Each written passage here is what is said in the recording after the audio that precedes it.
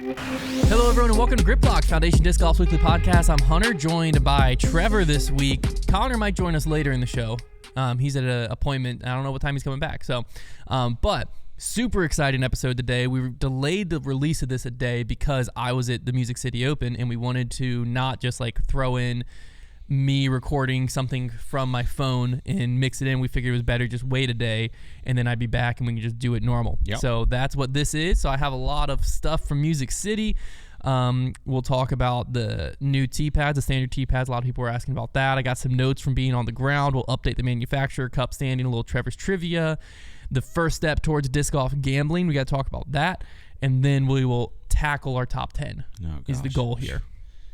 Which the Music City did not help anything with the top 10. But they'll be shifting around. Well, there was a bunch of old guys that decided to do stuff. Exactly. But the good news is they've all stunk for long enough that I feel like it won't. Well, really it's going to be interesting. So at least none of them won. That is true. That would have been very interesting. But let's hop into today's episode by announcing our sponsor. This episode is brought to you by Manscaped. Did you know one man every hour, every day is diagnosed with testicular cancer? In fact, testicular cancer is the most common form of cancer amongst men aged 15 to 35. And with April being the National Testicular Cancer Awareness Month, our friends at Manscaped have partnered with the Testicular Cancer Society to help spread awareness for men's health and early cancer detection. Visit manscaped.com/TCS to learn how to check yourself for early signs of cancer. And as always, you can use promo code GRIPLOCK for 20% off plus free shipping at manscaped.com. You can perform simple routine checkups at home while enjoying your Manscaped products you use every day, like the Lawnmower 5.0 Ultra.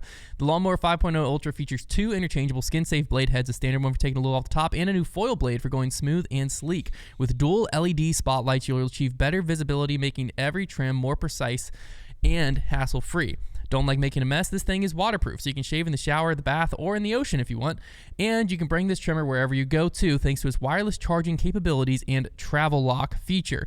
In addition to providing the right tools and solution for comfortable and easy grooming, Manscaped is committed to raising awareness and giving support for fighters, survivors, and families impacted by testicular cancer. That's why they will be donating $50,000 to the Testicular Cancer Society. Help save lives and balls by going over to manscaped.com/TCS and sharing their funny and educational check yourself video.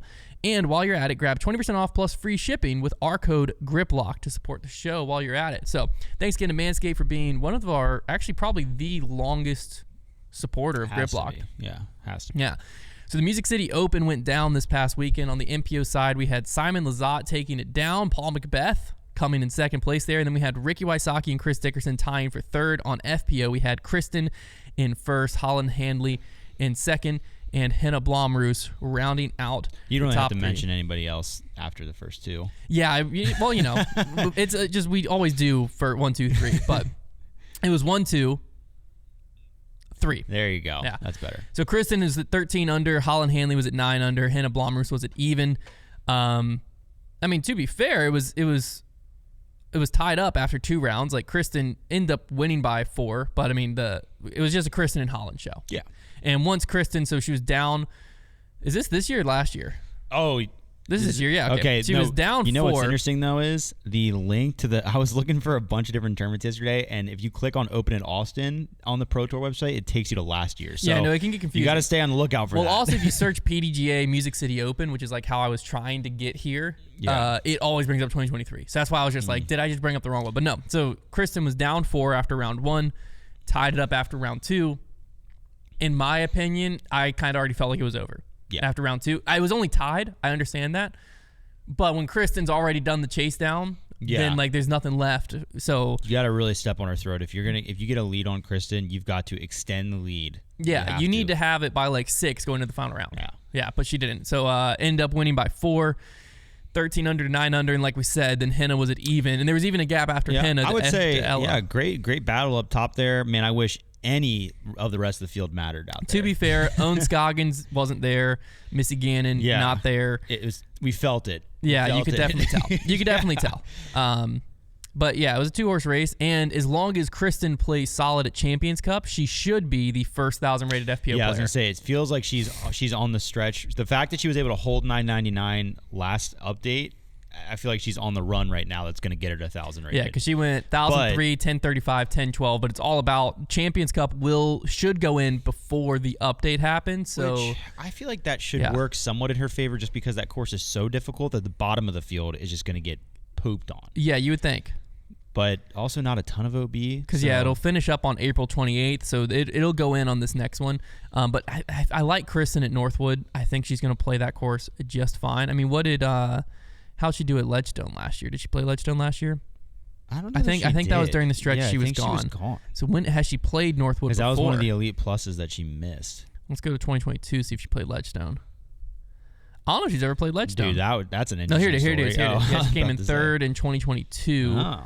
And when they played, because Missy kind of kicked butt at that tournament. There is a Northwood redesign here, and so they played round 1 in the finals at Northwood. So it's not the exact same course, but Kristen went 5 under, 1 under through her 2 rounds. Missy at that point went 4 under, 4 under. Okay, so she's competitive there. Yeah, round rating wise, back then Kristen went 1,003, 975 out there. But again, it's a different course. That was 2 years ago. So.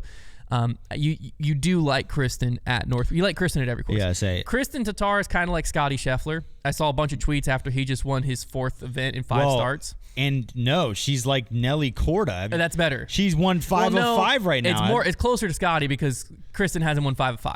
It's true. No, it's true. But I'm just saying, like it's that feeling of inevitability right now. We're seeing it just across all the golf now. Yeah, because I was seeing people were talking about Scotty at whatever next event he's playing, because obviously there's a kid on the way and they don't know exactly, but people were like talking about the course and blah blah blah, and then they would always be like, has anyone seen I think it was Valhalla for the PGA. They're like, has anyone seen Valhalla? I mean, if it has 18 holes and 18 greens, you gotta like Scotty out there. Like that's how I feel about Kristen. Yeah. Like, has anyone seen Northwood? If it has 18 baskets and tee pads, you gotta like Kristen out there. Yeah. Are they playing disc golf? Then I think I like. They're Kristen. throwing frisbees. Yeah, you gotta go with Kristen. Sounds good. Like Kristen there. Yeah. It's the Kristen Tatar show. That just is what it was. Now we do have to talk. We'll talk here because there's a much bigger FPO storyline. During round 2, day 2, there was a delay due to a threat that the Pro Tour has never officially said what this threat was or who it was towards, but Natalie Ryan has come out and said it, Neptune has said it, and it was on Twitter that allegedly this threat was towards Natalie Ryan. The Pro Tour initially made a statement that there was a threat against the event. Mm-hmm. So I called Jason, who was working the foundation booth, because I was at breakfast when this happened. Yeah. I called Jason working the foundation booth. I'm like, what the heck's going on? Are you safe? Like, are you off the course? What's going on? And he was like, all the fans have been brought off the course. Everyone's cleared the course. There's a much higher increased police presence right now. But we are kind of being told we're safe right here. Like, we're fine here. It's basically, without going into more details, that's basically how it seemed. And so because at that point, the statement was it was on the entire event. The Pro Tour then has updated it and released this statement. It says, earlier this morning, the Pro Tour temporarily suspended competition. The suspension lasted about an hour, by the way. But the temporarily suspended competition and spectating at the 2024 Music City Open due to a threat of potential violence against a competitor at this weekend's tournament. So the Pro Tour updated it to just be a competitor. The tweet I had saw, Natalie Ryan had posted, I believe, and it looked like it was on the Discord somewhere. There's no way to verify this tweet, where this came from.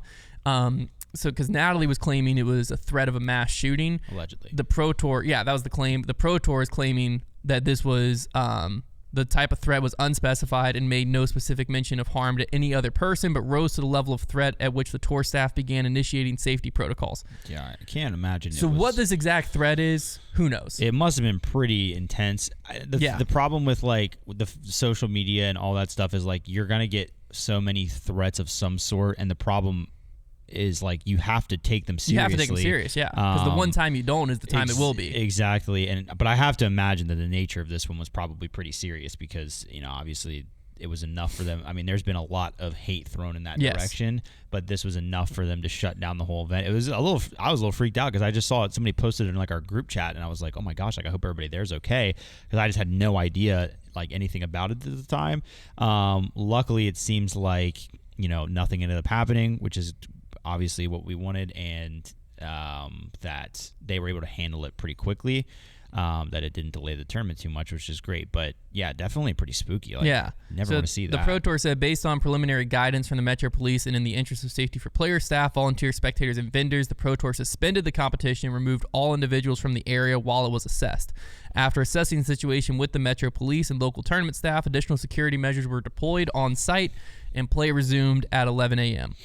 And then Jeff Spring said, threats of violence at DGPT events are utterly unacceptable and are treated with the utmost seriousness by our entire staff. We have deployed additional security resources to enhance the safety measures in place for all individuals on site.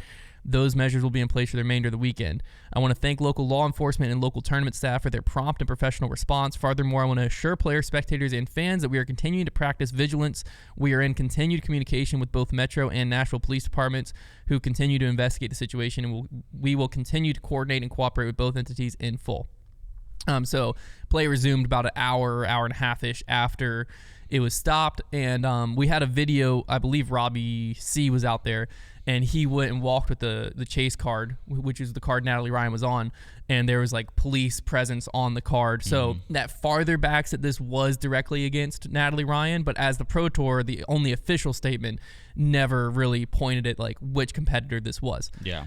So all signs from outside point that it must have been some type of serious threat made against Natalie Ryan, but the Pro Tour just responded quickly, pulled everyone off, and then resumed, and it was a safe event the rest of the time. So. I think the good news is, and the credit to the Pro Tour is, everything seemed to happen quickly enough that you can tell they obviously were prepared for something like this, which any large-scale event staff should be prepared for something like that. But it seems like they had their protocols in place, and they had everything. It seemed like everything went pretty smoothly as much as it could, so I'd give them credit for that. Yeah, and the other, because like you never want to see something like this happen, but because nothing actually happened, like the threat was made, right, but like no action happened, it's a great learning moment of the Pro Tour to see like one of the changes that they implemented, being someone on the ground, was I went Friday, and I'll get to some of my on the ground notes because some of this is in there, but Friday I went, got my spectator pass, checked in, went through the gate, walked in, that was that. Sunday, because Saturday I came and just was in the vending booth. I didn't go to the course, which the vending booth area was in the public, so anyone could get there. I didn't go to the course. Sunday I went to the course. Sunday, because we got emails after the fact that like for the rest of the rounds, no disc golf bags were allowed on the courses, no bags, like no large bags, no carts are going to be allowed on the course. Makes sense. Yeah. Probably shouldn't be anyways. But one of the big notable changes that I feel like this should be in just this is now policy going forward, because it's everywhere else you go, this is what happens, is like you went and checked in, showed them your badge, and then you walked over. If you had a bag of any type, like my wife had a purse that was a diaper bag, you walked over and got your bag checked. Yeah. And you just bag check as you walked in. Yeah. Like that's a type of a learning experience of like that hasn't been a thing at disc golf events prior to this. Yeah. It should be a thing at every disc golf event going forward. Certainly. Because it's like one of those like wake up moments where, okay, how you reacted, now we have some things of like, now we put that in place, because I have never thought of it before. I'm sure no one really has, because like you just walked, you're going to a disc golf course. Right. You know, like that's the last thing on your mind. Doesn't feel like you're walking into a venue as much. Exactly. Yeah. But then once something like this happens, and then they implemented this bag check, and it happened, like I was walking in and we got our bag checked, I was like, why has this never happened before? Like why were we able to just walk on before? When we went to the PGA Tour event, it was before we even got on the bus to get shuttled there. Yeah. Like they were checking you then. So yeah, I mean, you definitely have to take it seriously. And yeah, I'll be curious to see if they stick with certain things moving forward. I think you're right. Like, as much as that was a very unfortunate and scary thing, I can't imagine, especially being on the other end of that threat. That's terrifying. It is good that nothing happened and that they were able to basically get a practice run of like, what does that look like? Because it won't be the last time something like this happens. That's just what goes on. Well, and it also allows them to learn. Hopefully it will be, but it also allows them to learn like what we can implement at all future Pro Tours. That's what I'm hoping. If I went to a Pro Tour 6 months from now, that bag check's still happening, because or at least clear bag policy, or at least something like that. That's the other thing. Like, because again, before it's always been a question of like, why do people bring their full disc golf bag? Yeah. And like, I understand like you're gonna buy a bunch of discs and whatever, but like, if you're bringing your bag full of discs, you don't need it out there. Right. Like that maybe should be a policy. Just make vendors provide clear bags to maybe carry your disc that you bought. Like maybe all vendors have to provide a bag. Like I don't know. These are type of events that like can get policies into place that now ensure nothing can happen going forward, because like this could have been much worse. Like it very easily, had the Pro Tour not acted fast enough, had a threat not been made, action just been taken, like it very easily could have went way, way worse than it did, and it didn't. So now we can take that as a blessing of like, because nothing way more serious happened, we can learn where were the holes that it could have and close them up, to ensure player safety, ensure fan safety going forward. So that was one thing I noticed though from like Friday getting my thing till Sunday, and it was one of those moments like where I was just, once they check my bag, I'm like, why aren't we doing this every time? Yeah, like that's something. Sometimes with safety measure, it's like the way airline security evolved, like post 9/11, pre 9/11. I think nowadays, if we look back at certain things that went on, we were like, how was that ever okay? Like that's kind of how safety precautions can become. Is like they implement it, and you're like, all of a sudden you feel like, man, I was really unsafe before. Yeah, you don't realize it before. Yeah. So hopefully that's something that the Pro Tour, and I'm sure it is, they seem to be they took this event very seriously. I think they take all of it seriously. We're like, now that something like this has happened, it kind of wakes you up of like, how are we ever letting all these people bring whatever they wanted? Giant Zuka cards. Yeah, just rolling them out onto the course. Seriously. Like, how is that ever happening? So hopefully that's a new thing. But on the MPO side, Simon Lizotte did exactly what Trevor said he does during the preview show, which was he just capitalized when it was his weekend. I mean, you just knew it was going to happen. I didn't get to watch. I had my toddler with me. I didn't get to physically watch a ton of disc golf this weekend, but I watched some, and then I watched Jomez to like make sure for this podcast I had watched the tournament. And so in person, you couldn't really see, like I watched some of the shots in person. You couldn't see how lucky some of Simon's breaks really were until you saw the camera angle on some of them. But luck is going to happen either way, right? Like I saw someone, because Ricky posted hole 18, he threw a shot that was coming back in bounds, hit a spotter, stayed out of bounds. And someone responded to that tweet, because Ricky was like tweeting about not complaining, or I think Ricky was more like, why is a spotter in a spot that they could get hit, and like why, like he wasn't like upset per se, he was just like frustrated with which who wouldn't be. But someone did make a good point in the responses of like, well, didn't at GMC the opposite thing happen and your disc hit an umbrella and stayed inbounds? Like the course giveth, the course taketh away. Like it just kind of, which that happens in disc golf, right? Some people have unlucky breaks, some people have lucky breaks. I mean, in the final round, you would see Simon get a lucky break and Paul get an unlucky break, like back to back in like the exact same area. Just golf. That's just golf. Yeah. But you have to give props to Simon, because like, I forget what hole it was, but he threw a shot that like could have very easily got stuck in the tree, came through the tree and just popped out on the other side, and then he hit the like 40-foot putt. Yeah, where like when he was given the chance, like when he got the lucky break, he capitalized, which is exactly what you were saying, and he did that over and over and over. To next thing you know, he won by 5. The thing about Simon is, I've been thinking about it a lot, because like I said that on the previous show, and then I watched it happen again, where like he is just. And if you look back at his finishes last year, he was around the top 10 a decent bit, but he's just not always the player to just be. He's not a Calvin Heimberg, right? He's not just gonna be living in the top 5 and just winning when things line up. He just every once in a while gets in contention, and when he does, he wins. Like he just makes sure, especially like this when he has a lead. He just ran away with it. Yeah. He every time he got a sight at the basket, he was making his putt. I think that ultimately, I think he's an underrated like circle 2. Like if he can see the basket, he's making it when he's hot type putter. I think people put a lot of guys in that category, but Simon is absolutely. Like, people talk about his arm. He wins those tournaments with his putt. Yeah. Because if you watch that tournament, he wasn't just parking every single basket, and he did throw some insane shots, some great recovery shots as well. But he's just spinning that disc in from everywhere. And this dude has won 7 times in like 2 calendar years. He is winning so many tournaments, and you can only do that. And he doesn't even tour the whole year. He's kind of like taking a load off a little bit because he's a dad now. Like he doesn't have as much time to put to the game. But when he is having his weekend, he knows when he has it, and he just takes it. He absolutely is just going to grab that win.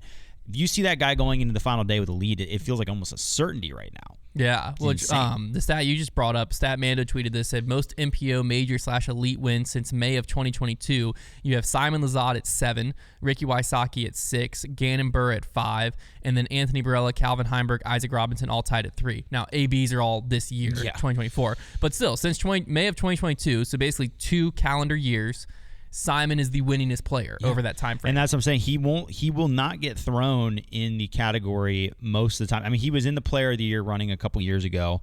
Because I think looking back, I think he did win 4 that year. He popped off. But it's because of the inconsistencies in between, especially that year, because that year I think he won back-to-back. And then he does a lot of his winning at the end of the season. That's the thing, too, about him getting a win this early. Now, he won this event last year as well, but a lot of times he comes on strong, especially you get to Maple Hill. He's always dangerous there. I think he'll be very dangerous at Worlds this year. I agree. But, yeah, he just wins and wins and wins. And, like, the way I look at disc golf, like, you can say what you want about being consistent, but if you're winning the more times than anyone else, like that there needs to be a certain level of respect there. And it's just not something you see. It's not something you've ever really seen in disc golf. I feel like for the history of our sport, the guys that get the most wins are the guys that live on the top of the leaderboard. Yeah. It's very interesting seeing a guy who doesn't always live up there, but then just like will pop up there and win and pop up there and win. It's not super common. Actually, what's funny is another guy on that list who I would say is the most similar is Isaac Robinson. Yeah, I think Isaac Robinson is another guy who has not shown us that he can be a super consistent. I think he played awful this past weekend, if I remember. Yeah, I don't even know. He's shown us that he is not really the most consistent golfer at this point. Yeah, he's 71st. He's a lot younger than Simon. Simon's now 31. But when Isaac gets hot and he has like a little stretch, he grabs wins. And that, like last year, he found that stretch and was able to grab a couple majors. So I think that there are more players like that now than there used to be. And it creates a very interesting dynamic because now all of a sudden you can't just be expecting the wins to come from one segment of the leaderboard. You know, there could be guys that pop in like Simon. And yeah, I mean, at age 31 to be doing what he's doing right now, it's a really good look for the longevity of players.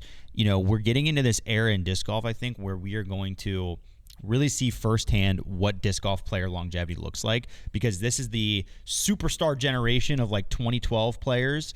Your Paul McBeths and your Wysocki is a little younger, but your Simons, all those guys, we're watching them get into towards their 30s and into the 30s, and we're going to really find out, okay, what does it look like? At what point did these guys start slowing down? And I think some guys are going to slow down just because their life gets a little busier. They start having kids, that sort of thing. But for those that even don't do that, like, what does that look like? And I think seeing a guy like Simon, who since he turned 29 has been the best he's ever been, that's a great sign, because that means that we can have players that we may have kind of bought out on, just been like, they've had an okay career, but they can find something, turn something around, and all of a sudden, instead of having to look towards the future for a talent pool, we can look towards the present and be like, well, this guy who's 26, he might just find it later in his career. And I think that's great news for disc golf. Well, I think one thing with Simon is the change of play that has come with age is what's led to these wins. Oh, absolutely. Because when he was younger, AB is doing it at a much younger age, but it's almost similar, where like they were just immature isn't the right word, but it's the one I'm gonna use, where like there was immature golf decisions being made, where it's just like, well, I don't think they were playing golf. I think they were throwing. I think they were throwing throw the frisbee hard, but now they're playing golf. That's what I'm saying. And then Simon, like as he's gotten older, whether it's been a like his body just can't do what he used to do, or it's just been a like mindset shift, he started playing golf, and next thing he knew, he was like, that's all I had to do to win. Yeah. And it makes you question, like, what could he have done? Had Simon been doing this when he was Eagles' age or when he was Gannon's age, like how many wins would this guy have? Yeah. Would Paul ever have had the era Paul had if Simon was playing golf the whole time? Yeah, who knows? But it was awesome to see. And speaking of Paul, it was awesome to see Paul back in contention. We literally, it was funny because the final day lead card was almost the exact dream card, because we were like, well, we have to let's just take Paul out of the equation because you'll throw him in there, and then he just pops up and gets in it. And I was getting dragged around a little bit on social media, which is a fair game. But I just think it's so funny that we had been hush-hush about Paul all year long. And then the one time we say something. And the one time that we decided to be like, and I think he does listen to this show from time to time, so there's a chance that we may have just put a fire under his butt. I don't know. I'm willing to take credit for it. Yeah, I'll take credit. Yeah, we created him. But But the funny thing is, like, yeah, like we just decided to mention him, and it felt really safe. It did. And like the safest, because like I feel like last year we were dragging him through the mud like all the time, and he was not nearly in the kind of like dormancy that he's in right now. And yeah, we decided to talk about it, just be like, yeah, he's kind of, I mean, you almost said that he's never going to be at his best ever again. I forget, what did you say? What was I the said quote? he won't be at the Anthony Barella, Calvin Heimberg level of dominance. Right, okay, yeah. Which people were saying that my take's already been proven wrong. Well, that's not true. It's not true. One weekend doesn't prove it. Simon Lizotte just won by 5. He's not at AB Calvin Heimberg level dominance. I will say, he's got to do that for the next 6 months. What was good to see in Paul is I think it was good for him to get a reminder that he can still compete and get up there at the top of the leaderboard, and you could tell how frustrated he was getting. He was, you could really see that kind of fire, and, you know, he was missing putts and getting real ticked off, and like that's good for him. I think that'll motivate him. I think he found it at a really good time leading into the major. I think all of a sudden he now needs to be on everybody's radar a little bit. He would have been, because it's a major anyways. He would not have been on my radar. I don't know if I would have put him in top 3. No shot. I would put him on my world's radar no matter what season he's having. No, it's Northwood. It's Northwood. He wouldn't have been on my radar. He would have been on my radar. I would have put him on your radar. Don't you worry. That's what I'm here for. Well, I'm just saying. I'm your Macbeth bloop on the radar. You're like, yeah. I'm like, hey. Macbeth. His game looked interesting, though. I think he was.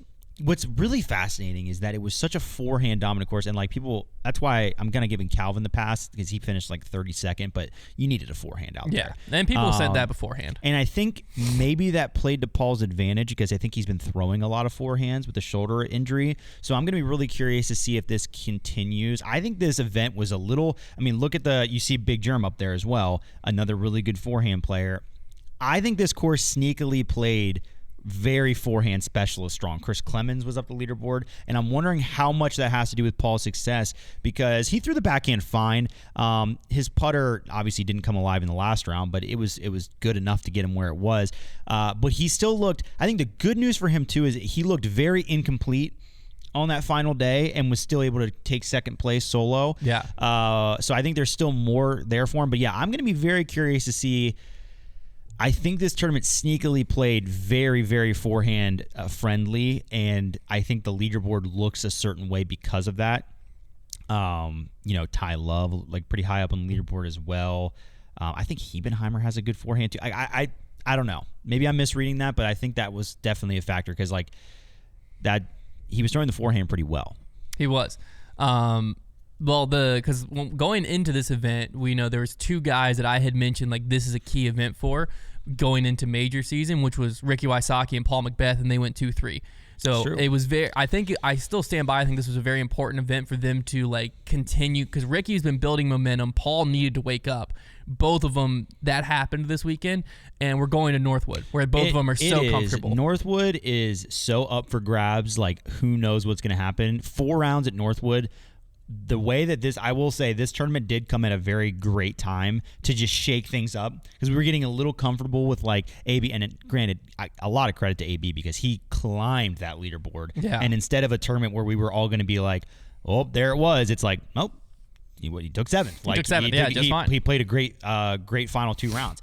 But this is going to shake us out of that comfortability a little bit. And now, instead of just being like AB, Gannon, Calvin, it's like, what if Paul and Ricky do something? Yeah, you gotta think. Simon just won. He's red hot. He's gone. He's not a champion. Oh, that's right. He's not even going. Oh, that changes a lot of things. But then you also got to consider some of the other guys that have been quiet, like an Isaac Robinson. Like, are they going to have a wake-up event? Well, you also have Eagle McMahon's return now at a major. Yeah, coming back. Maybe, unless he reaches too far into his van again. Yeah, I don't know.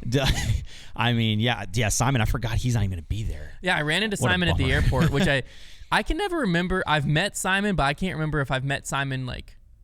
I met him a long time ago in like 2015. I've never actually met him in person. That's what I'm saying. I met him in 2015 when like I was just a disc golf fan, stoked to take a picture with him, and then I ran into him at the airport, and like I've DM'd him a bunch, and I just got a shout out, because I love when people do something that makes me be like good guy. You know what I mean? Like certified good guy. We should have, because like Kevin Jones remembered my name after not seeing me for 2 years pre-foundation. Decent event. Yeah, he was up there. Forehand event, I'm telling you. It might have been. But what doesn't bode into that is like Chris Dickerson isn't really known. I wouldn't put Simon as like a known forehand guy.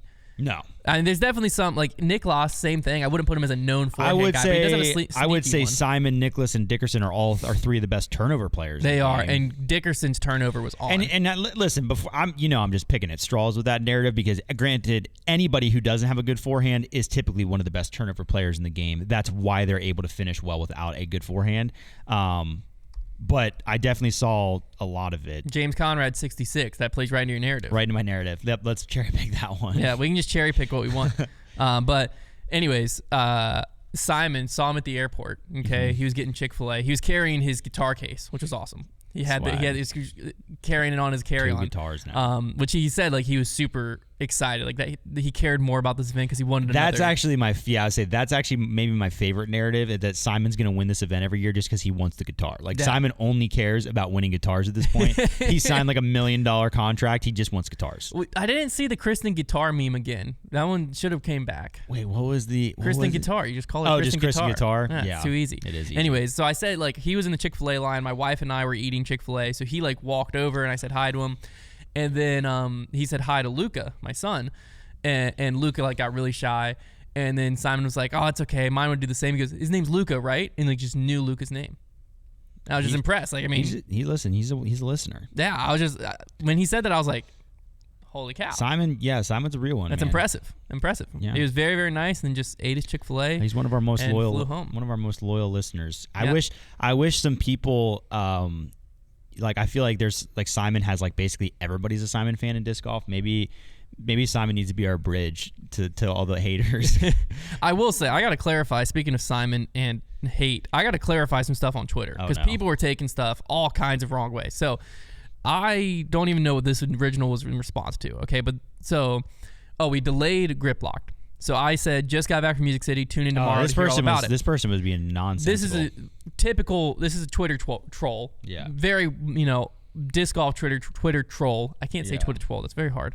Anyways, they said Simon smoked everyone this weekend. Thought people couldn't dominate like that in 2024 because the field's too deep.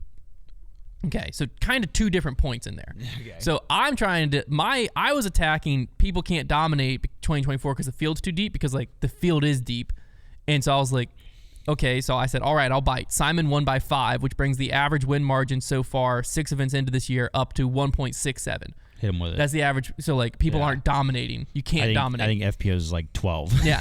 And then I, like, secondarily said he also only had a 2-stroke lead going into the final round, so saying he smoked everyone this weekend is a bit dramatic. I would agree. Which was my secondary point to my main point. Okay. Everyone latched onto that and was coming after me for saying Simon didn't smoke everyone. They said Simon won MCO by as many strokes as each win differential the first 5 events combined. How is that not smoking the field?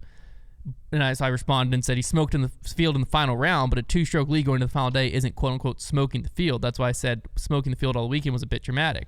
And then people kept saying like, nah, man, he smoked the field. Like that was only responses were about that. You gotta be careful, man. And I was like, Simon's got an army, is everyone dude. ignoring this guy was saying you can't dominate 2024?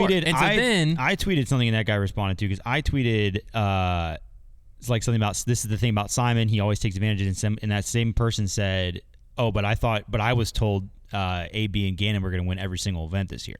And I was like, nobody ever said that. No one said that. Yeah. Nobody said that. But then I just quote tweeted myself, and I was like, hey, people are getting caught up on the second part of the tweet. The point's to say just because one person won by 5 one weekend does not void the rest of the season and say the field isn't deep, like the tweet I responded to was trying to say. Because that's all. I was just trying to counter that point. Sometimes like the field is deep. You got to stick to the first topic. I should have just left the first topic because I still stand by, like, dug yourself into a hole. And there was a few people that made some very, like, Cody here. Thank you, Cody. He said Kristen and Holland smoked the FPO field. Simon won comfortably / convincingly. There's a difference. Yeah, we should make a scale right now. This is actually important. Okay, so smoked, I think it has to be 7+ strokes. Winning comfortable, that's like 4 to 5. Well, to me, like Simon went wire to wire. Okay, that's completely fair. Yeah. Right. But if you have a 2-stroke lead going into the final, like if Simon would have won by 2, did he smoke the field? No. Okay, so then through 2 rounds, Simon wasn't smoking the field. Right. But then he won by 5, so like. So he smoked the field the final round. Yeah, win by 5's fair, whatever. But like he was up by 2 after round 1, and then he maintained a 2-stroke lead after round 2, and then went on to win by 5. I think that this was another point someone brought up. I think it's easiest to say. Because, he won by 5, but I think the reason why it really feels that way is because Paul never I don't think Paul ever got. Yeah, well, no, Paul. Like, he was up by 7, I think. Like Simon later in was the up by round. 5 through 5 holes, is what it was. So Right. like Simon just never the final And round. I He think was his never lead challenged. got to 7. Yeah. So I think like The final round, he was never challenged. Is why it felt like that. Yeah. But like if you looked at like going to the final day, you had Simon and then you had Paul and Gannon only 2 behind him, and you had Chris Dickerson. Like no one thought it was over. There was not a single person that was like this sign. I mean, maybe the he didn't commentary smoke might have him. called Maybe it. he simmered them. Well, let's look at this. He had him in the crock pot and just on the keep warm setting. Someone made this point on Twitter, and I'm taking it from them. So Okay. I don't remember who it was. He double-boiled them. But this is a great point. From first place to 10th place in FPO, same exact sport that we're using the term smoked in. Okay, same You're sport. looking at this way too deep now. No, I'm defending myself here. Okay, It's just subjective. Chris and Tatar. I mean, they're looking at it too deep From too. first to 10th, 21 strokes separated in FPO. Okay, we're using the same sport. Okay, so that's FPO, 21 strokes. First to 10th in MPO is only, what is that, 11? So it's like half. All right. So, I mean, so then what did Kristen do if she didn't smoke them? Because we can't use smoked. She nuclear. That's fine. She If we nuked want to use a different term for what Kristen did, that's fine. I can get there. I can be game there. But if we're gonna say smoked for Kristen, then we this can't guy's say the smoked smoke there. police. Well, I was just saying. I was just trying to defend, because then people were trying to like make it seem like I was coming after Simon, and I was like, when I tweeted that Simon won, I literally said on a different level this weekend.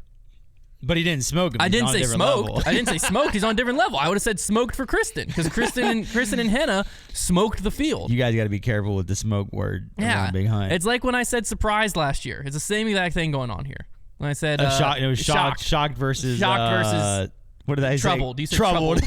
Yeah. Listen, hey, that's Twitter, baby. But that's X. The Pro Tour posted something along the lines of like they posted top 5, because top 5. I'd be really funny if anybody from the Pro Tour listened to this and captioned a post like, "Look back to how Simon smoked the field this past week." Wouldn't all surprise caps. me. Top 5, you have to take out Niklas, because that's what they did in this post to make sure they cherry picked it. You had Simon, Paul, Ricky, Chris, the old Big guard. Germ, and they were like the old guard. Which showed is up. a little unfair to Rick, because Rick I think is still like what 29, 28. Somewhere in there, yeah. I don't think he's 30 But it's just yet. like this felt like a 2016 leaderboard. If you look at the top of it, Yeah, it did. Like you look like if you would have copy and pasted this into like 2016 to 18, like it just fits. I can't wait to get on debate night, and it's gonna get. That was one. So I have one. I'm on Twitter defending the field's gotten deeper, and then in text messages, I've got Brody texting. He said tough look for your argument, Big Germ in the top 5. And I was like, Yeah. which argument are we talking here? And then he said, I think I getting deleted worse. like 5 different texts. He said, people are getting worse. And so then I responded. This is the funny part, because this is before I was defending people on Twitter. I responded and said, I don't know. The whole top of the leaderboard could be a tough look for your field is getting deeper argument. And then Brody just said, how does that make any sense? But it was funny because I'm defending the field's getting deeper on Twitter. And then I'm having to, like, Brody's thinking that I think the field doesn't get deeper. Brody thinking that it just because some players can get worse means that all of them have to. Yeah. Yeah. Like, players can get worse. That's what happens. I think he just got caught up on the main argument, which on that show. But yeah, I digress. Yeah. Anyways, Brody, if you're listening, I still think players can get worse, and I think the field has gotten deeper. He's not listening. And both can be true. No, Brody listens to Grip He's Lock. 10 sets into his cardio at Lifetime Fitness right now. He's too busy. He's on the massage table right now. Now, Eagle McMahon dropped from the event due to a tweaked back, as you alluded to, because like he dropped due to injury, so I think it's important to note it's a different injury from the shoulder. He clarified the shoulder feels great. He's feeling confident. He's feeling ready. But I'm he calling tweaked his back. hurt, not injured. Yeah. Hurt, He not dropped injured. due to he hurt his back. Because it was like a game time decision. The Pro Tour pulled him off the feature card because it was like 50-50, is he going to show or not, and all of that. And then he ended up just being like, you know what, I'm waiting for Champions Cup. So he should be back next week just fine. If you weren't paying attention to Eagles stories, you could have seen Eagle McMahon didn't play. Tournament Central, man. You got to watch Tournament Central. Yeah. You could have been like, don't. Eagle McMahon didn't play, his arm screwed. It's no. true. Back. His Not back quite. got screwed. His back, he's not back because of his back. Now, so we have a few more things to talk through MCO before we get to my on the ground notes. But the first thing I want to ask is about the commentary crew, because I saw Zach Melton out there. Dream team. I saw Zach in the DGN gear, so I know he was doing the on the grounds. Yeah. I feel like he'd be perfect for that. Yeah, he's good. Yeah, the thing that's good about Melton is that the players like him. He's buddies with, I think, everybody, it seems like. So whenever they try to interview people like that live interview thing, people are receptive to it. It seems like he's the type of guy people want to give him scoop, right? Yeah. So like people will just probably walk up and talk to him. So I think he gets good information that way, and he's got some good humor. I think Brian's tremendous on the ground too. Yeah. But obviously the booth was a really good matchup too. Because it was Eisenhood and Brian. And Brian. Yeah. Which those two are great. I think Eisenhood is underrated because I think he's not a huge personality, but I think he stays in his lane pretty well, and like he's pretty clean. Like he doesn't really stumble around. I think he gets across what he needs to. Maybe a little flat, but I liked this combo, and I think Melton on the ground is a great little addition. I think he's almost like a David Faraday type character who they used on the ground a lot, like with NBC Golf, and like could throw a joke in there. I think what would be great would be if we get to the point where we could have a guy like Melton on the ground and a guy like Brian on the ground. Yeah, that'd be awesome. Sometimes, on golf, sometimes you have like 6 people and they're covering different holes. But yeah, no, I think it was a great matchup. I was really hoping they would put Eisenhood and Brian together in the booth like that. So I'm glad that they did. I saw that because DGN or DGPT posted like a like Zach Melton highlight type package, and I thought it was very funny when he asked Macy Veladiaz. I don't know if you saw that. He asked her, he's like, "How's it fair to the rest of the field when you're out here playing doubles while they're having to play singles because she's pregnant?" That's funny. And I was like, "That's a funny post." And she responded, she's like, "Well, Katrina's playing doubles too, so I think between both of us, one of us should take it down." Yeah, Kat's like 26 weeks now. I saw her on her post, and she's out there playing. Yeah, that's crazy. But like little moment, and then they also posted where like Chris Dickerson interviewed Zach walking down, and like it was just funny. Like it was a. That's what I'm saying. Like guys, I didn't watch guys it. like Zach. Yeah. I didn't watch it, but it felt like the clips they posted. It felt like he was able to ride that line of like kept it professional, but it was funny. To where like was a good entertainment in the mix. I think Melton will. Isn't he a lefty too? Yeah. Isn't Earhart a lefty? Yeah. I was about to say he'll be the next lefty to slide his way into the commentary game. A little bit past his stuff with his career, but he's a likable personality. He has a bit of a name, kind of like Earhart, and I think that's where guys like that can fit. And I think he'd be a great addition. Yeah. I mean, I think good signing. Now over here I have the Teepad that was used. Did you get to step on one? I didn't step on one because ridiculous. Well, I mean, I could have. There's multiple opportunities. They tear the course down, like the spectator ropes and stuff, like immediately after lead card comes through. They're like, so when I walked through, because I like watched lead card for like the first several holes, and then I walked through to catch him at like hole 12 or 13 or something, and like I could have played the course if I wanted, but I didn't because the Teepad guy had handed me these samples, and he handed me a full Teepad to bring home. So we have a full Teepad here. Oh, you brought that home with you in your car? In the van. I didn't drive. I flew home, but Jason has it. So yeah, it got brought home. But we have a Teepad sample in hand. So I forget you own a jet now. I do not. I flew Delta. Delta Economy. I was actually sitting next to could have been confused for a Giant on my way home the final day. Nice. I was just tucked in the corner. But there you go, Trev. There's the turf. Yeah. I cut this. This was hole 1's tee. Took a knife to it. I like that. So I like that the turf is a nice, like, tight grain.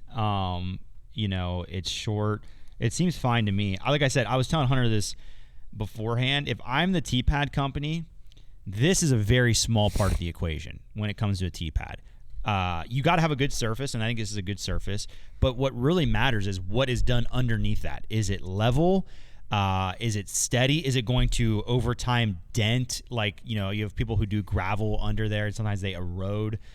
So my worry with like a company like this is they're going to put out a perfectly fine product, feels great, and then they're going to get complaints based on infrastructure that other courses put in to support this piece of turf. And I think if I were them, at least for the Pro Tour, I would want to be in charge of building up the tees completely to whatever their standard is. And Hunter mentioned they sell a base.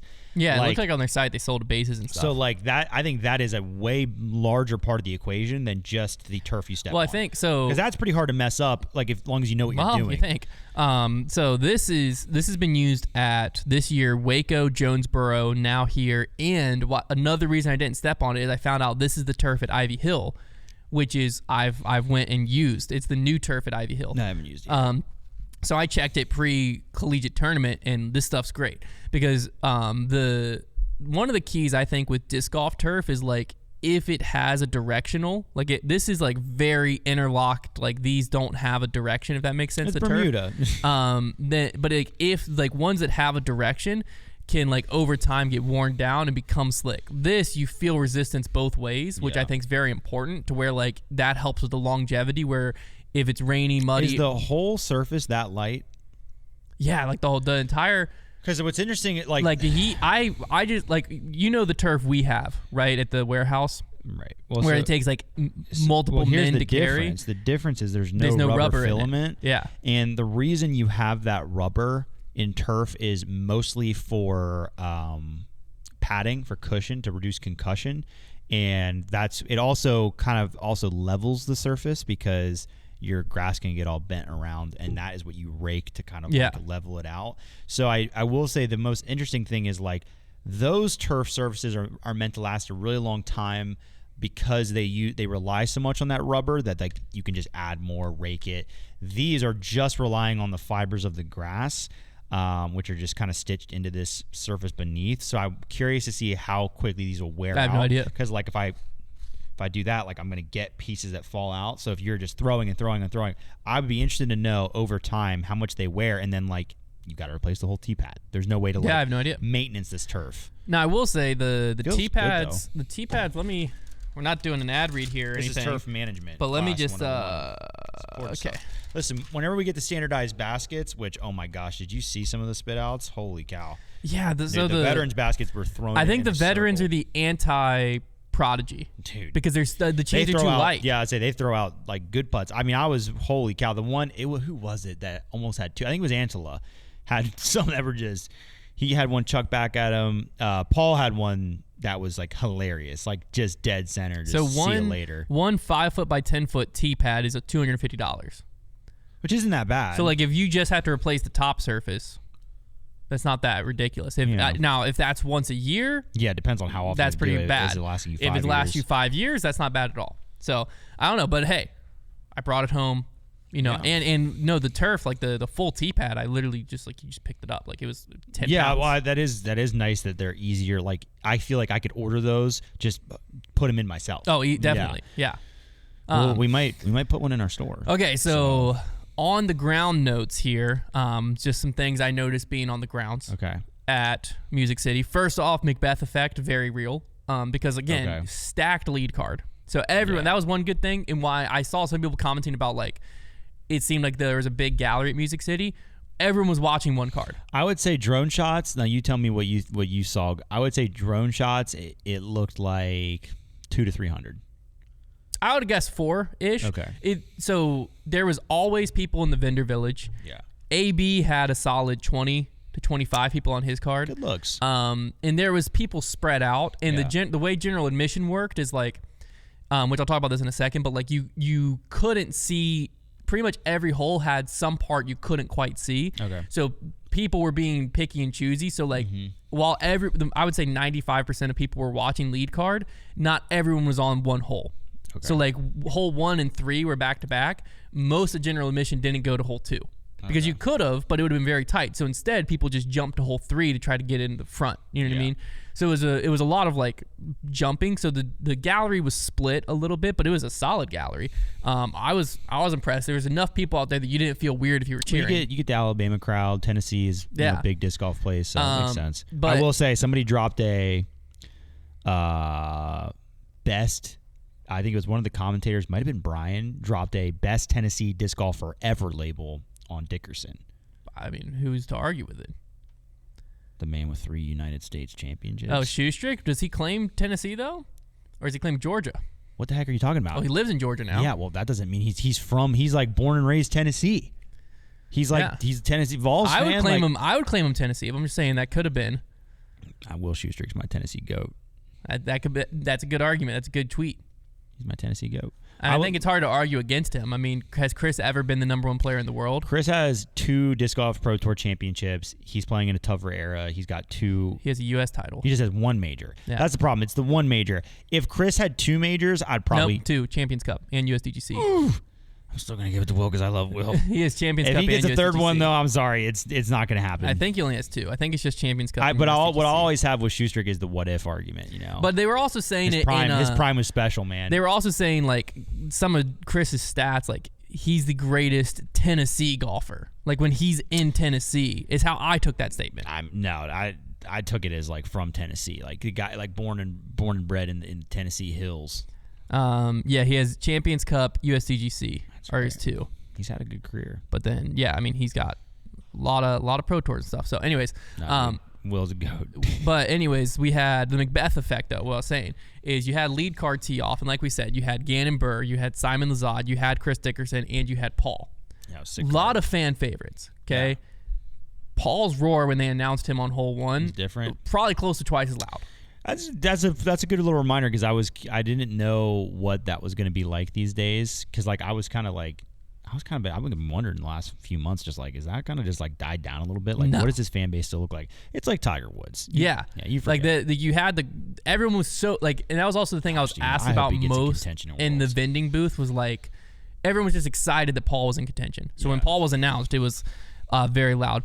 The vendor area. So this is another important note, which I've already talked about this a little bit. There was an actual entrance with a gate and workers to get into the event. Wow. Which I know that doesn't sound like much. That sentence is just so funny. But as someone who's been to Pro Tours... There was an actual gate. Like as someone who's been to Pro Tours previously, and this is my first Pro Tour I've been to like this year in a while, like I walked up, I checked in with a person who like told me like information about the course, information about all that, gave me my like spectator pass. They scanned a QR code on my phone for my ticket, and then you had to check in with them every day. And then, like I said, post Natalie Ryan. Does your ticket go to Apple Wallet? No, it was on Eventbrite. Post Natalie Ryan, there was even bag check security. Yeah. Like it was. I felt like I was entering an actual event. There was things happening. So I know that sounds like a funny. If you've been to any other event, like any other non-disc golf event, that sounds funny. Yeah. Big deal for disc golf. It felt like.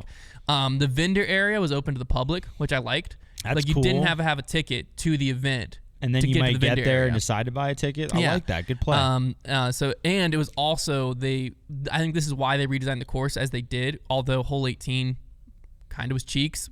You should probably be glad it came down to, especially the final day. It was probably like a 35 mile an hour headwind. Yeah. Like people were just getting bodied on hole 18.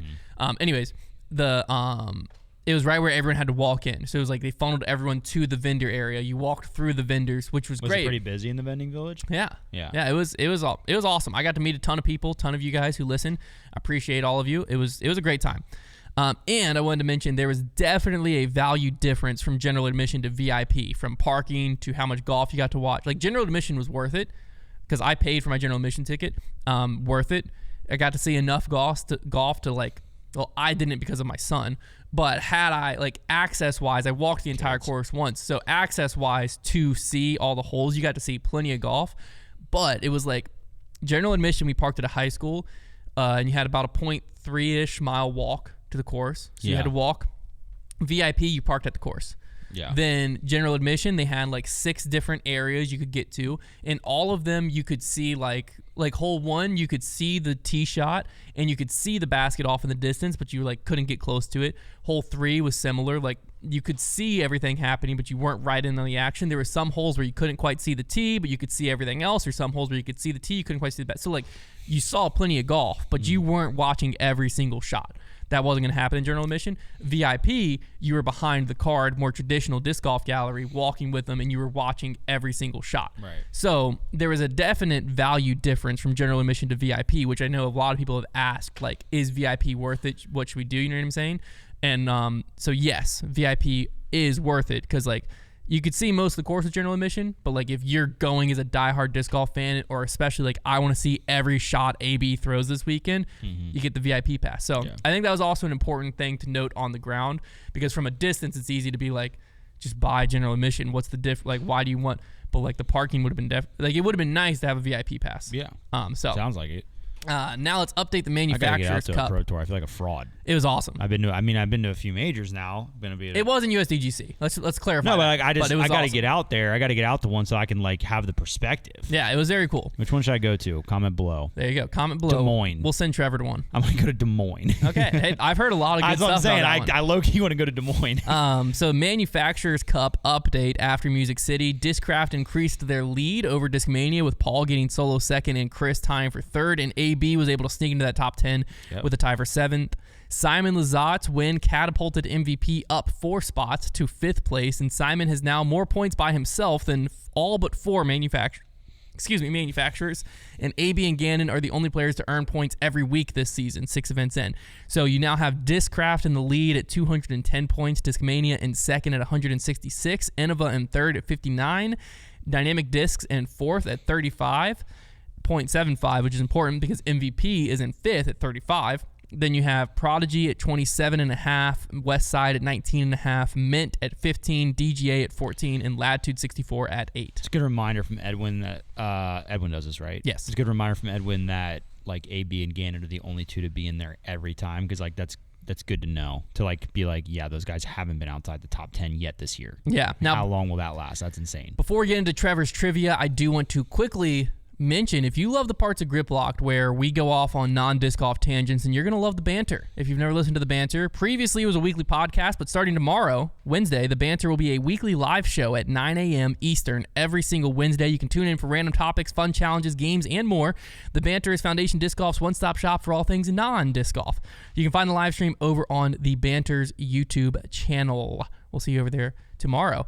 Trevor, time for fan favorite segment, Trevor's Trivia. What do you got? Yes, sir. Okay, we're going to do a little Foundation trivia. Ooh. So I've got some of our most popular videos all time.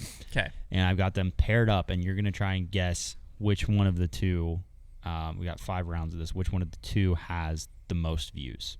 Okay. I should be good at this. It's not going to be easy because they're all in the same ballpark. I think I'll be good at this. Okay. So you're going to have to go on intuition. So, First round. Can Hunter beat Paul's 10 under Unlimited Mulligan Challenge at New London versus the Truth About the Tilt only round? I think my Mulligan Challenge. My Mulligan Challenge I think is a little bit more. You got guesses on the views? I think the tilt's at 79. I think my Mulligan's probably like 84. You are way off on that one. You got it correct. Mulligan is at 105. The Truth About the Tilt is at 98. No. Much higher. Hey. Next we have, 1 for 1. Next we have Berg versus Glitch Disc Golf Battle of Glide versus We Throw Further Than David Wiggins Jr.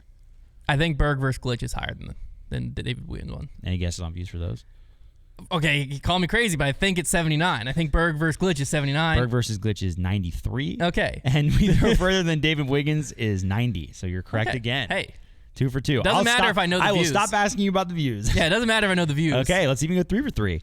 Can Connor break 86 at New London, greatest comeback ever, versus we played with the most expensive bag we could build? Most expensive bag we can build, I believe. I don't remember if that one is... I think that's Connor's last one, which would make sense. But I think the most expensive bag was a really, really good performing video. That is wrong. I believe this is the first break 86. And it was 92,000 views versus 86,000. Dang. Next we have... Well, now I'm curious if the most expensive was more than Connor's most recent one. Because that was the video I was thinking of. His most recent one, it's probably close. It's probably in the 80s. It's probably close. A fast run-up is killing your distance, Disc Golf Mythbusters, versus we played the worst disc golf course in the country. So this is a little of an unfair comparison because that's the first Disc Golf Mythbusters we ever did. Yeah. Which was like a year and a half ago. Yeah. And the worst disc golf in the country was only like 3 months ago. Mm-hmm. But I think that beats it. I think worst disc golf course in the country beats it. Our last break 86, by the way, had 82,000. So it's not quite as much, but it's up there. Which one are you saying? I think the worst course beats it. That's correct. Yeah. 90,000 views to 85,000. And then final round. Try to go 4 for 5. That'd be pretty impressive. We played around using the internet's most hated disc versus insane finish to the first annual Creators Cup. First annual Creator Cup definitely had a lot of views in that final. I think most hated disc edges it out. It does. 89,000 to 85,000. All right. Hunter's got a grab. I would have went 5 for 5 had I remembered which Connor was the right one. Yeah, you probably would have. That was very, very impressive. I check analytics pretty frequently, so I would have been upset if I messed that up. Big analytics guy. Speaking of analytics, actually, I don't even know if we are speaking of analytics, this but the Disc Golf Pro Tour has partnered with US Integrity, which is a sign that gambling is going to be a bigger involvement in disc golf in the somewhat near future. So they signed a comprehensive partnership with US Integrity. I'm going to just read this because it answers all the questions you're about to ask me. I'll be honest with you. U.S. Integrity and the Disc Golf Pro Tour announced a comprehensive partnership that will begin the process of launching professional disc golf into the world of regulated sports wagering. U.S. Integrity is an integrity monitoring service provider that has worked with various professional sporting organizations and major sports books to ensure compliance and fair play. U.S. Integrity will serve as the Disc Golf Pro Tour's consulting and integrity monitoring service provider as the tour works towards offering wagering opportunities to fans. As sports books begin to include tour events, U.S. Integrity will provide the Disc Golf Pro Tour with integrity monitoring services via its proprietary dashboard, which will encompass data, intelligence, and fraud prevention. To deliver these services, U.S. Integrity conducts analysis across dozens of data sets to proactively identify irregular contest level and wagering patterns. So more about U.S. Integrity, because like when I first heard this, I didn't really understand what exactly going on. U.S. Integrity is a leading technology-driven sports wagering monitoring company, providing the highest level of protection against betting-related fraud and corruption. U.S. Integrity's mission is to grow the legal, regulated sports betting market by providing solutions that ensure sports betting integrity in every play, every game, every sport. Supported by investors including 76 Capital and Las Vegas Sands, U.S. Integrity partners with a number of the largest professional sports leagues and collegiate conferences in the U.S., as well as licensed sports betting operators and regulators. And it's based in Las Vegas and New York. This is basically the move. I mean, most people's feedback about this announcement was like, holy cow, all the players are going to be betting on themselves. This is the move to try and counter that. Here's the thing. There's been sports betting scandals have been like amongst players have been around for a very long time. We just saw one in the NBA where a guy just got banned for life. Companies like this are really, really good at monitoring this sort of thing. And so that's kind of the idea, because like disc golf, it'll be dangerous. You know, there is a lot of guys not making a ton of money who have a very direct control to what happens on the course. And putting $1,000 down on yourself could be a real big payout. So I think that's going to be the tricky thing. I'm very curious to see what they offer and on which players they offer, because with the NBA, what just happened is you had this guy who was a two-way role player put down these parlays on all of his unders and then basically check out of the game injured to cash out on all this money. And what has happened as a result of that is a lot of sports betting places are like, we're not going to offer prop bets on these players who are lower caliber, not paid as much, because that's where there's more risk. LeBron James has no need to be putting down a parlay on his unders. He's just trying to win championships. Not doing so hot at that right now. In any case, I think that is going to be really interesting to see what they decide to offer, what this looks like. Listen, everybody has their opinions. I'm very excited about this because, I think it's going to grow disc golf tremendously, because people will bet on disc golf that have no idea what disc golf is. This is actually a grow the sport initiative, believe it or not. I think it'll bring money into the Pro Tour, hopefully. I think we should all be happy that our sport can get more resources, and I'm going to have a lot of fun with it. Well, I think the tough part, because like in other sports, like Scotty Scheffler, okay, we talked about him earlier. He just won over $3 million at RBC Heritage. Okay, you'd have to bet a lot of money to make more purposely losing. By purposely losing. Yeah. In boxing, you're allowed to bet on yourself. Ryan Garcia just put like $2 million on himself to win and then won. But you can only bet on yourself to win, surely. Right. Yeah. Yes, correct. Which that makes sense. Mm-hmm. That's fair. Yeah. But in disc golf, I will say that is interesting though, because like then he could be under the table paying the other guy to lose. Doesn't matter. Don't think about it too much. If you think about anything too much, there's a lot of ways around it. But anyways, you wouldn't have to bet that much in the grand scheme of things for you to make more than Simon Lizotte winning $10,000. Or even just like a good cash. That's what I'm saying. It's like that's where it's tough, is like in golf and a lot of other sports, like there's so much money on the line that like the players would have to risk an enormous amount. Like here, you could put a parlay together of like probably $200 and win what like third place is winning. Oh, easily. Yeah, I mean, there's no telling. Like, you can win a ton of money. So that's where it's tough, is like if the lines are bad, which they were with Prize Picks. Yeah, Prize Picks got gutted. If the lines are bad, you will have a lot of people making more money off disc golf than the disc golfers playing the disc golf. I would like to... Which it just doesn't happen in other sports, which is where I think disc golf is a lot more open to this, which is why this partnership with U.S. Integrity is important. Yeah. I would love to know. I'd like to just talk to Jeff and be like, how... It feels like they're trying to move this thing along pretty quickly. I would just like to know what the timeline even looks like. What happens now? Like, do you just start, okay, we have this partnership. Did they get this partnership because they already have all this interest? Or is it like now do they start pitching themselves to sports books? I don't know how it seems like step one was when the PDJ Live took over the stats. Because remember, that was they wanted like the proprietary in-house stats. But like as far as getting in sports books, do they have to wait to be approached? Do they sell themselves? Like, how do niche sports get in them? Or is this they want to do their own platform? They want to have their own fantasy platform. They want to there's so many different ways this could go. It's going to be very interesting to see where they take it first and how quickly that happens. Like, are we going to see this in 3 years, or is this going to be something that's announced in the off season? If they're doing something in-house, it'll take them 15 years based on how long it's taken to put together their scoring platform. I was going to say, what if this is why the scoring platform is taking so long? Maybe. This is the side. I can tell you right now, listen, I have never felt more in danger because I don't follow any other sport closely enough to ever think that I would have a chance betting. Disc golf is that sport. And last time when Prize Picks was around and they were throwing out the worst lines ever, once I hit my stride, I think at the early Prize Picks they were pretty good. Yeah, they were good. I was getting beat up a few times, but like towards the end of the game, they might have got lazy because I was taking them for everything they had, and I think everybody was. And so I think this is going to be definitely pretty dangerous for me. Yeah, I might have to be locked in a room with no phone for like certain time periods. Well, we'll take care of that for you. We have enough. There's enough people who are checking on you regularly anyways with your gambling that I think you'll be okay. I'm just going to have to...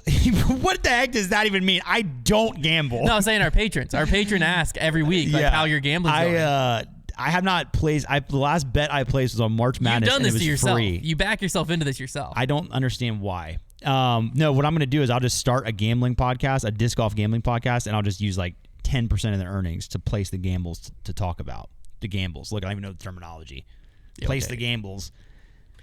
All right, let's dive into our top 10 here to wrap this show out. Okay, we've been talking for a while. So I'm just telling you, man. If I put down a parlay and it loses because somebody gets a veterans basket, spits somebody out, the kind of rampage I'd go on. You'll be able to tell what Trevor had a bet on based on his anger level on grip lock. Oh my, yeah, like I get so worked up about a certain player, and it's everyone's like, why is Trevor so ticked off? They finished in 26th, like they're not even a known player, and it's like, but I had the over. So funny. Okay, we got to take a look at this. So our top 10 right now has AB 1, Gannon 2, Kyle Klein 3, Niklas 4, Ricky 5, Matteo 6, Calvin 7, Cole Redallen 8, Mason Ford 9, Ezra Robinson 10. Let's do it this way. Let's think about who at the top of the leaderboard, even from this past weekend. Well, let's just look at standings. Let's look at standings super fast and just see. Okay. So because Simon obviously jumps out as like Simon is in 7th right now. Yeah, he will need to move. He's not in our top 10. Dickerson, is he in right now? Chris Dickerson's in 6th in the standings right now. He's not in our top 10. So he might also need to move in. Luke Humphreys is in 9th right now. He's not in our top 10. You have Calvin. We have in 7th. He's in 8th, so that's fine. I think Kyle Klein, Simon and Dickerson are the ones that are the most interesting. So let's start Simon Lizotte to Ezra Robinson, Statmando head to head. Because Ezra Robinson's our 10th place guy right now. Yeah, these are the ones that we got to look at. Because obviously Simon just having a win means that like we got to weigh him pretty heavy. So Ezra's 4-2 against Simon this year. Simon's won the last 2 events. See, like that alone for me, winning the last 2 against that guy and just getting a win, like I think you got to. Okay, so Simon Lizotte is welcome to 10th place. Unfortunately, he's not going to be there for long. Let's look at him versus Mason Ford. We'll put him there for right now because like I think next week he'll get bumped out because he's not going to be there, and then he's not going to be there again, and he's not going to be there again. All right, Mason Ford. Simon's 2-2-1 against Mason this year. Mason was not at Music City. Important note. Simon did win it, but Simon beat him at Jonesboro. Why was Mason not there? No. Because so Mason Ford's season, he went 47th, 4th, 16th, 7th, 10th. Like I said, I think we just keep Simon there because he's literally going to get bumped out next week. Okay, so then the other person you want to look at is Chris Dickerson. He's just, Dickerson, I think, has been actually pretty good. Let's look at Dickerson compared to Mason Ford. Dickerson's 3-1 against him. Yeah. Dickerson's last 3 events, not including Music City, because again, Mason Ford's not there. He went 6th, 9th, 7th. He's got to jump. Is Chris Dickerson not in our top 10? What are we doing? I think we're sleeping on him a little bit. Let's just put him above Lazat for right now. Comparing to Radalin had a good event though. Let's compare Dickerson to Radalin. Radalin I think was like top 10. Dickerson's 4-2 against him. How have we been sleeping on Chris? Yeah, we have been. He's been on a tear. Yeah, this is ridiculous. Okay, so Radalin X'd out, and Radalin's now in 9th. Okay, Dickerson versus Calvin. Is probably where his luck runs out. Do we think? Maybe. I mean, he definitely beat him at his last event. The last event, Heimberg took his 30th. That's true. 2-2-1. So Dickerson went. Luckily, they tied at All Stars. We don't have to pay attention to that. So Dickerson beat him at chess.com, lost really 2 in a row, and then beat him at. They've been very tight.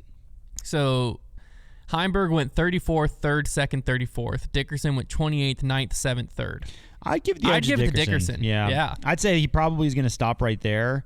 Well, you just said that before. Was Matteo at this event? Let's go Dickerson to Matteo. He was. I saw him. Okay. I saw him leaving the course early, so I do not think he played well. That's interesting because he usually... Dickerson's 4-1 against Matteo. Oh, he came in 81st. He must have gotten hurt. He DNF'd, surely. He had to have. He never plays like that. There's 114 players, and gosh. Matteo just came in 81st. That is... As far as anomalies in disc golf in recent time, he went 2 over par. That never happens. Matteo might have just dropped out of the top 10. That never happens. Okay, so Matteo, we're going to have to compare Matteo to Calvin Heimberg here in a second because I think Calvin's going to edge him out. Okay, Dickerson to Ricky. This is where it should stop. I don't know. Dickerson's been on a really good stretch. Okay, Dickerson to Ricky. Chris is 3-1 against him. Why did y'all not call us out for sleeping on Chris? Last week, so. Okay, because chess.com, Chris went 28th, Ricky went 2nd. Since then, Chris went 6th to Ricky 10th. Chris went 7th to Ricky 12th. I don't know, though, because then 3-3. Like, Ricky hasn't finished outside the top 12 yet.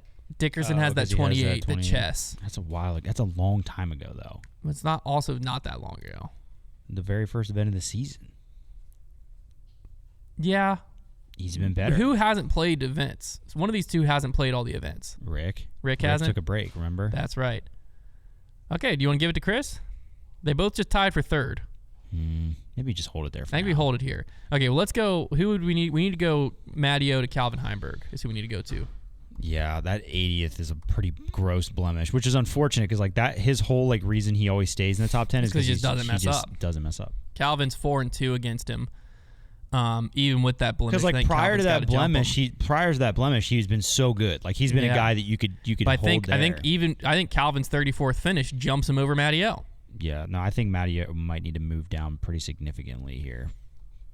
All right, let's go Cole Radalin to Matteo really quick. Just because that 81st is just gross. Crazy. Radalin's 3-2 against him. Oh, Matteo came in 45th at Waco. We missed that too. Oh yeah, that wasn't popping up on the other one. Well, because people didn't play Waco. I think Radalin's got to jump him. Yeah, Matteo might be really sliding. I think Radalin's got to jump Matteo. So then it goes Matteo versus Lazat. We might be putting Ezra Robinson back in this thing. Dang, dude. Let's just go Matteo to Ezra Robinson. Just a crazy skid right now. Yeah. Ezra Robinson compared to Matteo. Maddie's 5-3 against him. I think we're fine to put 81st. It's just it's pretty gross. And a 45th. Like Ezra's worst finish this year is 27th. It's pretty gross. I think I like Ezra Robinson as a better top 10 player. I won't fight you. Okay, so I think Matteo's out of the top 10, and Ezra Robinson's back in 10th. Okay. So now we just got to look at the people above Rick. We have what about Nicholas Ezra Kyle. Aderhold? Do we need to? Was he at this event? Yes. He did not do good. Aderhold Ezra compared to the Battle of the Ezras. Robinson beats him 4-2. Okay, he just had that couple week hot. He went 70th at chess, 18th at Waco, 44th at Open at Austin, 3rd, 2nd, and then 28th at. Okay. Yeah. If he had put together another if he had good come week, together, another one. So we just got to look. So the Pro Tour has AB, Gannon, Niklas, Ricky, Kyle. We have AB, Gannon, Kyle, Niklas, Ricky. Yeah. After Music City, Do we feel any certain way? Niklas, because we went Gannon and AB tied for 7th. Niklas came in 5th. Ricky came in 3rd. So they were all right there. You could maybe jump like Niklas and Ricky over Kyle because he DNF'd, just because like they'll have a little more momentum than him. I'm fair with that. I'm game with that. But I wouldn't touch the rest of it. I think we leave it there. Yeah. I like this list. Okay, so AB 1, Gannon 2, Niklas 3, Ricky 4, Kyle's 5, Dickerson 6, Calvin 7, Cole 8, Lazat 9, Robinson 10. Love it. Now FPO, my opinion. Let's see. Did Kristen's got to go back? Did to Evelina play? Evelina came in 6th. Yeah, she did. So I think Holland jumps Evelina. They flip. So Evelina goes to 5th. Holland goes to 4th. Okay. And then I think Kristen goes to 1, and Owen and Missy tie for 2. Fine with me. Oh, I forgot we have a tie. We have a 3-way tie right now. That's right. Because I think they didn't play, and Kristen showed up and won. So I think you got to give her credit there. Oh, you do. And then I think we go Evelina goes down to 5th, and Holland Handley. You got your first dosage of poison ivy yet this year? I haven't. I don't know if I'm allergic to it. I just got a little bit of it, like a little strip, not All too right. bad. We don't have a Silas Alex this week. Is he here? I don't know if Silas is here. I think he's in the bathroom. Do we want to do a? No, we can't. We can't do it. No. Okay. We just won't do it this. Connor like is in the episode now, but he's not. So I think we just ignore no Silas Selects this week because it wouldn't be. Yeah, fair. that's true. That's true. I think it just is an off episode. It's on Tuesday too. Yeah. There's a lot of things that would put an asterisk next to it if someone did get it. So I think we just ignore the Silas Selects for this week. Get it on a Tuesday. Don't forget to tune into the banter tomorrow, 9 a.m. It's going to be a lot of fun. A lot of stuff planned. Also, a lot of stuff not planned yet. But hey, we got till tomorrow at 9. Yeah, so and it's going to be live. It's forever. We'll see you then. Ooh, also major this weekend preview show also coming out tomorrow. Don't miss that either. Hit 'em with it. Champions Cup this weekend. You're not going to miss it.